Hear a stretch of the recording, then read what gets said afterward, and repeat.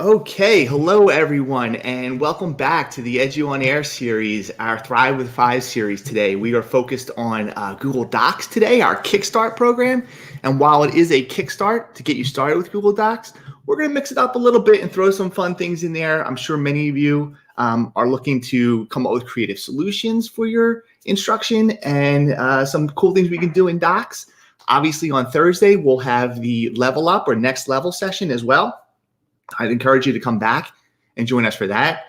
And just so you know, the link that you see on your screen at the bottom of this slide right now will take you to the resources page where we'll house everything. These slides, links to the recordings, those recordings will be available in a very short period of time just after this event. And also a quick reminder to let you know that even if you just register for one event this week, each week during this series, we have the Thrive in 5 series on Tuesdays and Thursdays, and on Wednesday is the Pedagogy series. We're working on getting you reminders on Friday so that you get a review of the all 3 sessions from the past week. So keep your eyes out for that. As normal, we would encourage you to share anything we talk about here, these slides, anything that you see. In the bottom left-hand corner, you'll see the Google EDU hashtag. And of course, my name is Rich Kiker. Probably should have started with that. And my Twitter handle is right there at @rkiker. So please tag me. I love hearing from you in these sessions, and of course, as follow-up afterwards. So let's get into it. Let's go. Today in our Kickstart session, it's a similar structure if you've been to our previous sessions, where we're going to get into the Thrive with 5 topics. Today, we're focused on getting started with Docs, some of the sharing experiences, which quite honestly, there's a new dialog box, so this might be useful for today. We'll talk about the Explore tool. We'll talk about unique ways for input into your Google Documents, and then how to insert additional content. And then after the demo, we'll come back together. We have a quick classroom testimonial and a teacher spotlight. We will do extra credit with some resources for you to take away and hopefully use with yourself and your team and your students, hopefully. And then we'll finish with some Q&A. As I've said in previous sessions, full transparency, I can't see you guys or the Q&A. It's just me and this camera, and you're on the other end. So the very talented Devin at Google is following along and capturing your questions. Please load them up in there. We'll try to answer 1 or 2 throughout the session, but at the end, we're going to try to hold at least 5 or more minutes, hopefully closer to 10, because the questions have been so great in these sessions, and we'll go from there and try to get as many of them as answered as possible. A brief overview of Google Docs, if anyone's brand new, couple things. One, your documents are wherever you go, platform agnostic. Google Docs is available on all modern browsers, as long as they're up to date. Also, phone, tablet, different operating systems, anywhere you go. The beauty, or I should say one of the most beautiful things about Google is the collaboration, that everyone can be in the same document working at the same time. Up to 50 people can be in a Google Doc editing at one time. There's autosave and more great features. So like I said, just a brief overview. We want to spend most of our time here today in our demo. So let's get into our Thrive in 5 demo, starting with how do you make a Google Doc? Where do they come from? Couple places. There's really 3 ways I want to point out that you can start a Google Doc. If I go to Google Drive, here I am in my test domain, Google Drive.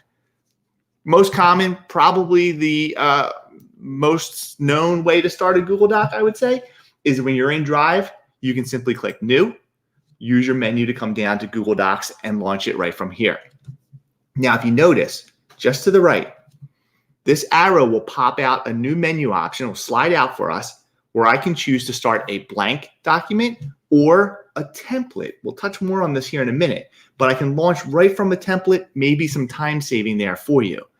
More specifically, if you wanted to kind of review what all the templates look like, option 2 for starting your Google Docs, if you go to your Google Apps menu in the upper right of your Google, any of your Google product windows, you will see the Docs application page right here. This is less Drive and total storage and more just your Google Docs and resources that are inside of text documents inside of Google Docs, right? So if I come in here, we can expand our template gallery, and you can see all the general templates that you can start from here. And then, of course, if you are in a G Suite domain, there is the ability to have templates available within your domain. Letterhead comes to mind. Everyone's always looking for the school letterhead. Maybe that's a good place to house it, right? If I come back, I can start a blank document right here, which is also valuable. But I want to show you my favorite way and the current way that I always start Google Docs. A few years back, Google launched these wonderful little short URLs. And if you are in the Omnibox or the address bar here, let me close this real quick. If you're in your Omnibox right here, I can type in doc.new, and it will take me to a new Google document. Doc.new, enter or return, and you are here. All right.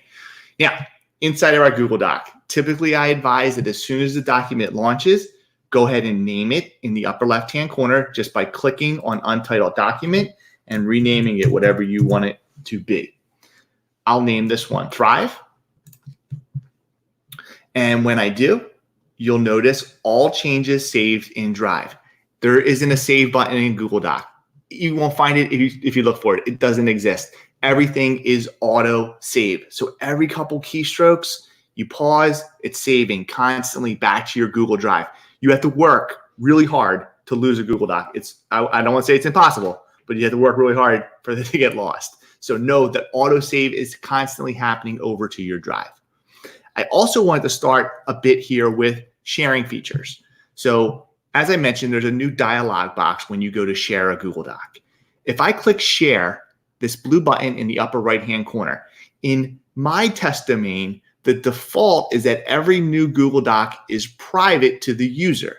I think that's typical in most domains, although that could be changed by a systems administrator. So be aware, they might set it so that anyone in the district can find it with a link or something similar. So in this case, it's currently private only to me.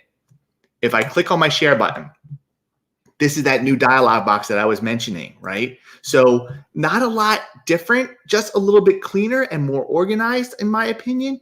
I like the new look and feel.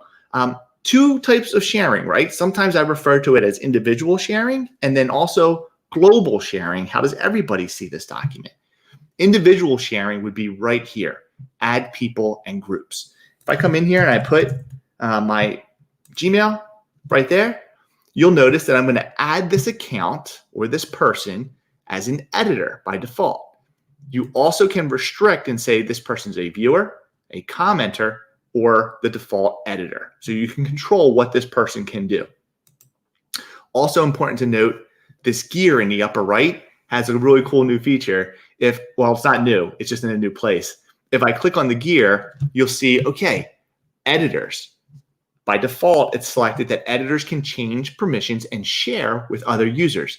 Everybody has that person in their life that likes to take all of your stuff and share it with everybody else so that they can edit it, and you don't want to give that person that ability. So you can deselect that checkbox, and now editors will not be able to share this document with others. You'll also see an option for viewers and commenters. Do you want them to be able to download, print, and copy? I had a friend a couple years ago write a book, sent it out to several people to ask for feedback. She made everybody a commenter, and she deselected this. A little bit of extra protection for her IP, her intellectual property, and her work, her book that she worked so hard on. So you have these controls in the gear in the upper right of your sharing window. I can notify people. I can send a message to these folks to let them know that what is this Google Doc about? What am I asking them to do? A little bit more guidance, perhaps. If I hit send, it goes out to that person, and this is giving me a warning that I'm sharing outside of my organization. I'm totally fine with that. I'm going to share, and now I've added an individual collaborator.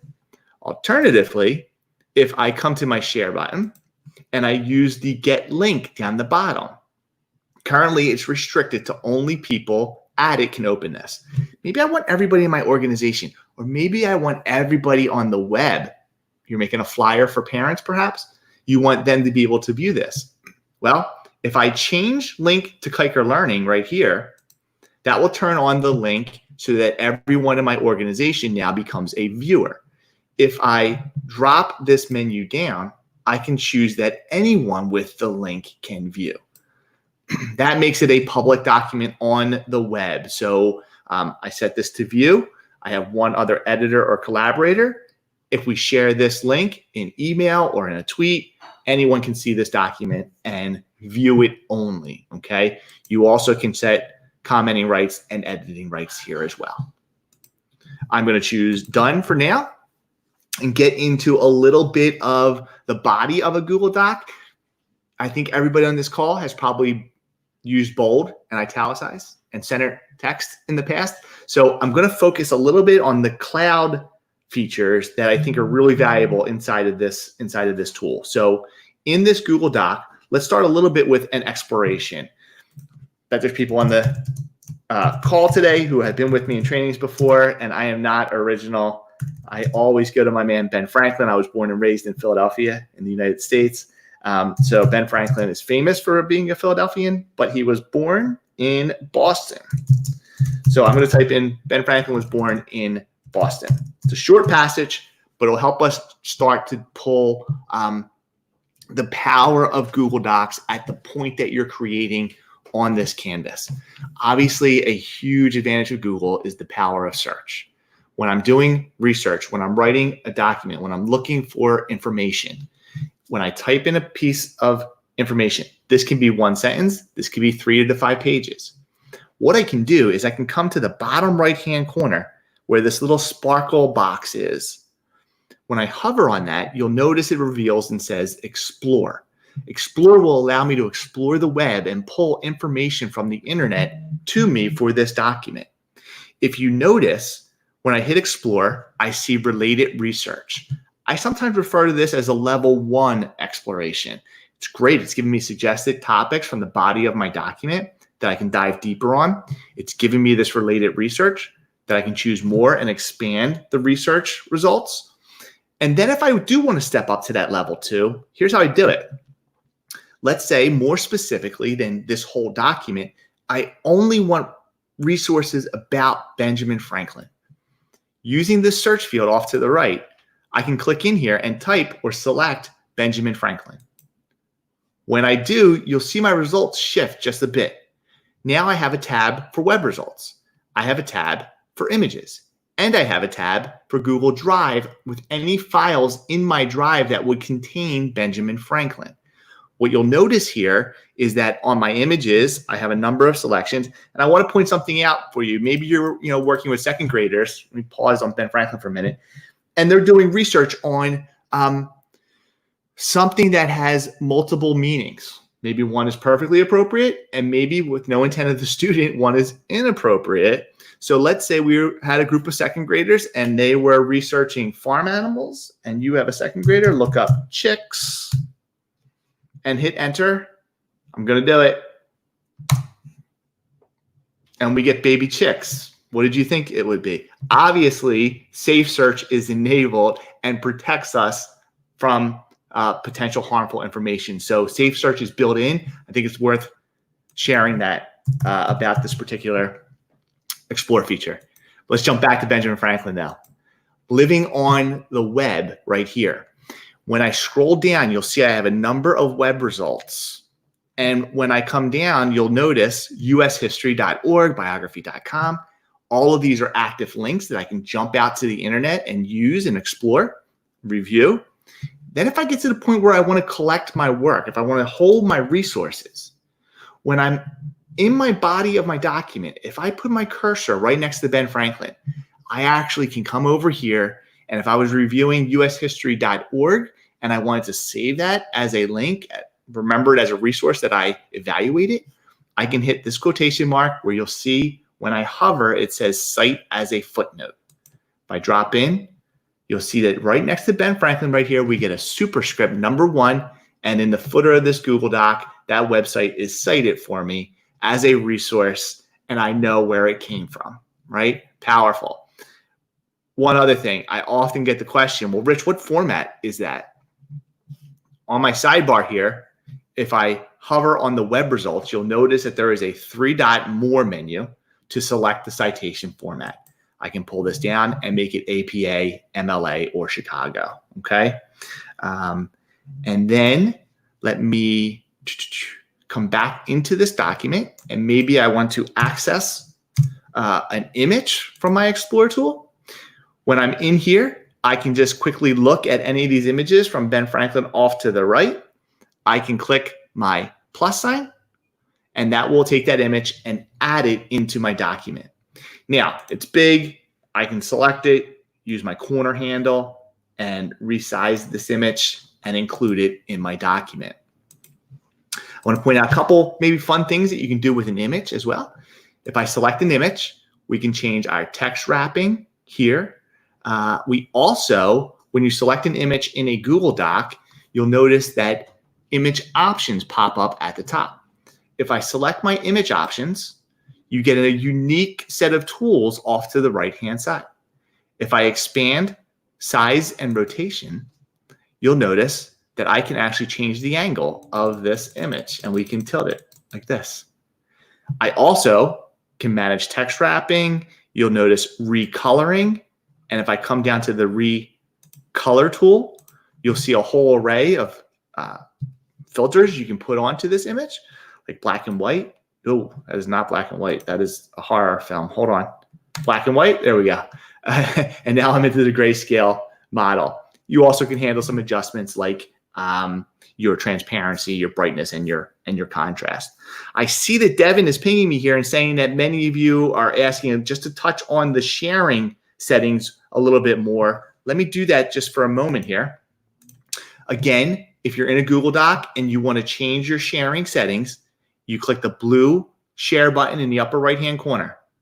This new dialog box will start to pop up for you. 2 types of settings. How does everybody see, edit, or comment on this document? Or how do individual people share, comment, or view, comment, and edit this file? If I add just single people, colleagues, collaborators, whoever it may be, you use this box right here to dial in their email address, okay? If once I do that, you can hit done. They'll receive a notification that it's been shared with them as long as you don't turn off the notification box. Second, how do I make this viewable by more than one person? How do I have a little bit more global viewability for my organization or global viewability for everyone on the web? That lives in this second little window, this second little pop-up in the bottom below your main share window. And this is where I can say change, and I can control who can see it, if it's restricted to individuals, my whole organization, or anyone with the link.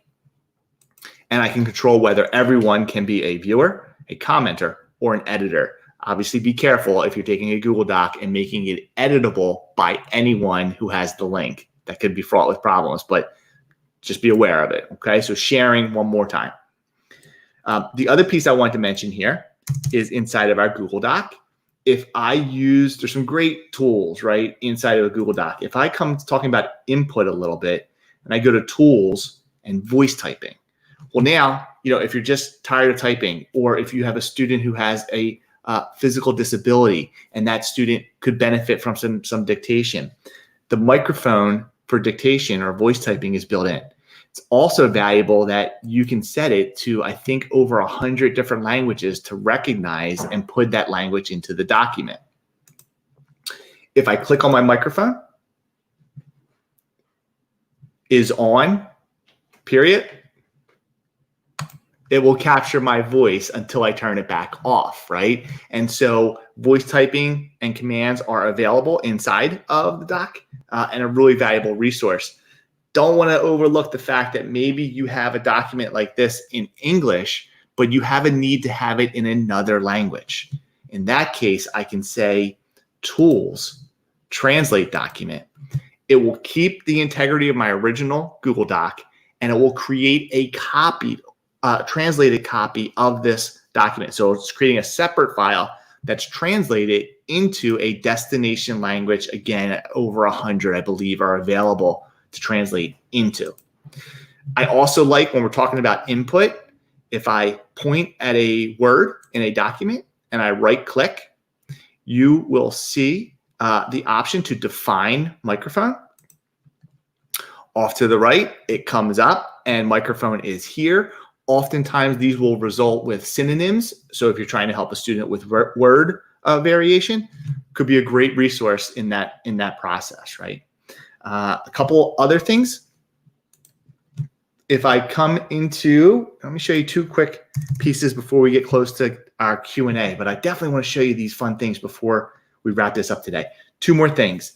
If I say insert and I come to a drawing, Google Drawing, which is its own product on Drive, can be integrated into Google Docs. And I like this. Let me give you an example. If I say insert drawing new, if I have an existing drawing, I can choose from Drive. But in this case, I'm going to choose new. I get a drawing pop up. Maybe I'm making a copy of this document for my students, and I want to insert shapes like an oval and frame it out like this. Maybe more specifically, you're going to use this to make a copy for each student in Google Classroom. When I'm making a shape like this, I can take this circle, with it selected, I can change my fill color. And what I'd like to do is make it transparent. What that does is it gives me my first sphere or circle, oval, and if I copy it and paste it, I can quickly make a Venn diagram or any other graphic organizer that you need for your students in that case. If I say save and close, there's my Venn diagram. If I give instructions to students to come here and fill in the Venn diagram when they open it from Classroom, they can simply double click on this drawing. And when they get into this drawing, use, let's say, text boxes to come in and fill in their work, and they're on their way, right? And then I just wanted to briefly point out, we'll touch on this a little bit more on Thursday as well with our next level, but tables. You can get really deep and advanced with your use of Google Docs with multiple tables, merging tables. Like I said, we'll dive a little deeper on Thursdays with Thursday's time on this. But if I say insert table, I can go ahead and put in a table if you're making up a rubric or something else that a table would help with the organization of the document. As I said, this is all autosave, right? So I don't have to do anything. I notice up top, all changes are saved in Drive. If I close this file, it will instantly be saved over to my Google Drive, and it is in there. There's my Thrive document ready to go. All right. So we'll start to wrap this up and answer some of your questions here. Just briefly back on the Thrive in 5, we have a comment from Josh here who says, I don't like to read these to you. I just like to kind of paraphrase. He's using Docs and video right now, especially in this time, to work synchronously and asynchronously with some students. He's a math specialist. He's using Docs with students for that. Here's a screenshot of him working with some students, which he took the care to go ahead and block out their faces, so there's no identifiable features here. But this is him live working with students and some word problems inside of the math instruction. I talked to him a couple weeks ago. He's doing just great things with this. We mentioned that we included some extra credit for everybody as well. As you can see here, we have several links available. And please get in and check these out, especially things like the first day of Google Docs, some great ideas over there, and the Google Docs cheat sheet. We'll leave you with this. We're not finishing up just yet. I have some questions coming in from Devin I'm going to try to address for everybody. But remember, this link right here will allow you to get to the resources. It will allow you to get to the recordings. And look out on Fridays for that email coming with a review of the entire week. But let's get to some of these questions. From Diane, can you go over how to change from MLA to APA inside of the document? Sure thing, Diane. So if we're in a document and I had Ben Franklin here and I went and said explore, so first level explore. Then I specifically did a search inside this first explore for Ben Franklin. And what I see are my web results. These are where the citations will be created from. If I scroll down on the Explorer, you'll notice here are my resources. Clicking the quotation mark when I hover will put the citation in. But before that, you probably want to look at web results, select your 3-dot more options menu, and select MLA or APA or Chicago from this setting. So good question. From Rawson, can I let editors type in or edit write only to a specific page or area of a document? It's a great question. You cannot restrict where people can access at this point inside of a Google Doc. When you grant editing access, you're sort of getting everybody in there at the same time. When I've needed to do something similar, I've broken a single Google Doc into multiple Google Docs and stored them into a folder, and then only shared the individual documents with the people who needed to see them or be an editor for them. Good question. From Patricia, is there a way to have documents read out loud to students? So Patricia, there are several Chrome extensions that I would point you to that specifically focus on text to speech and will read to them.